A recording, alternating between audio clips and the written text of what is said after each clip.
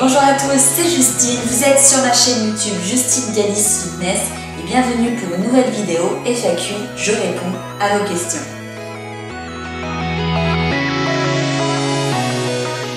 Alors, première question de David DMK.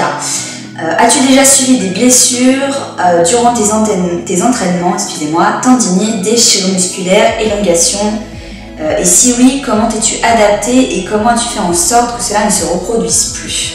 Alors, j'ai pas eu de grosses blessures, par contre j'avais souvent des douleurs suite à certains entraînements parce qu'en fait je faisais mal les mouvements. C'est pour ça qu'il était important pour moi après de me faire aider par un coach, comme je l'ai déjà dit, qui m'a montré exactement comment me positionner, même si je fais encore toujours un peu des erreurs. Si jamais vous avez des blessures, consultez un médecin du sport et surtout prenez le temps de vous reposer. Je demande au nom de beaucoup de personnes un avant-après pour voir un peu tes résultats. Est-ce possible prochainement? Bisous. De Lydie Taylor. Lydie, je vais essayer de vous trouver ça, quelque chose qui remonte un peu mon début du fitness d'il y a 3 ans et je vous poste ça très vite. Leslie GRL, fais-tu le plus souvent du sport seul ou avec des copines? 80% du temps toute seule, soit avec mon copain ou alors de temps en temps avec une de mes meilleures amies, mais 80% du temps toute seule. Au bout de combien de temps as-tu pu voir de vrais résultats? Moi ça a été un peu toute une évolution, j'en parle un peu plus dans la première vidéo que je t'invite à voir juste ici. Donc, où je réponds sur toutes les questions qui concernent mes débuts et mon parcours.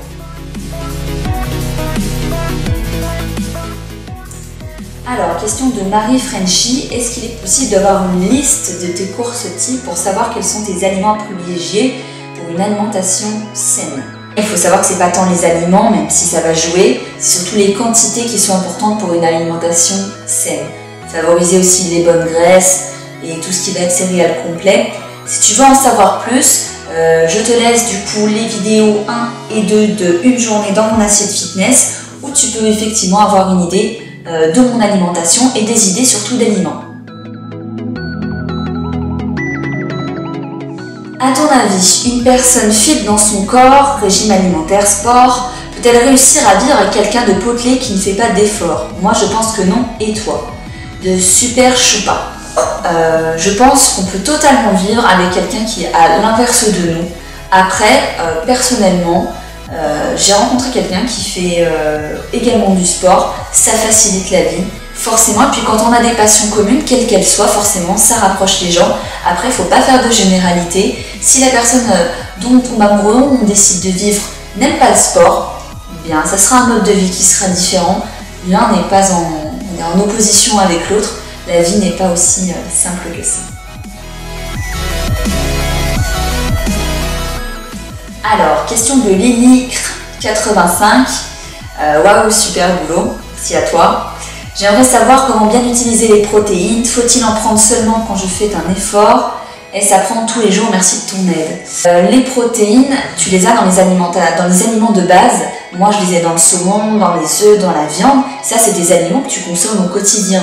En dehors du shaker de whey par exemple, ou des apports en compléments alimentaires. Donc oui, il faut en manger tous les jours, ton corps en a besoin. Après la dose change en fonction de si tu as une journée avec un entraînement ou sans.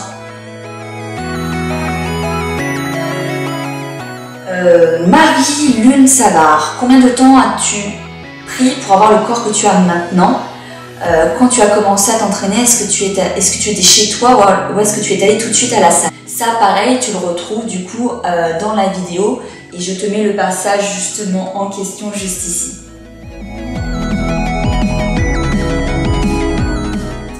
Question de FitFad qui me demande, penses-tu qu'il est possible d'avoir de bons résultats sans avoir de coach sportif ou de régime fixe par un diététicien? Je pense que la réponse est non, mais je ne sais jamais, haha.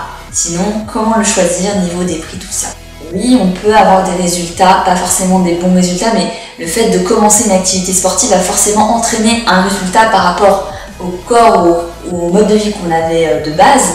Après, personnellement, pour l'avoir fait pendant 2 ans, À force de rencontrer des gens et d'écouter des gens, forcément, j'ai appris un peu à m'entraîner. Mais je trouve que l'évolution est beaucoup plus concrète et beaucoup plus impressionnante et plus rapide quand on est coaché par quelqu'un. Un coach, ça va vous coûter 45 €, 50 ou 60 € la séance. Pendant 1 heure, il va vous faire votre programme d'entraînement, il va vous coacher et vous aurez un programme pendant plusieurs mois en ayant payé une seule séance. Pareil pour le nutritionniste. Et ça, les prix varient d'un généraliste à l'autre. Et comment savoir comment trouver un bon nutritionniste? Renseignez-vous sur la page de la personne ou bouche à oreille. C'est comme ça que j'ai fait. Je ne connaissais pas personnellement mon nutritionniste. J'ai ouvert l'annuaire et j'en ai testé un. Bon, j'ai eu du pot, il était bon. En tout cas, moi, ce qu'il m'a dit m'a aidé. Donc aussi à vous de faire l'effort de faire la recherche et d'aller voir les commentaires. Voilà, j'espère que cette nouvelle vidéo FAQ vous aura plu, que ça aura permis de répondre à vos questions. Si vous avez apprécié cette vidéo, mettez un pouce bleu et surtout, abonnez-vous.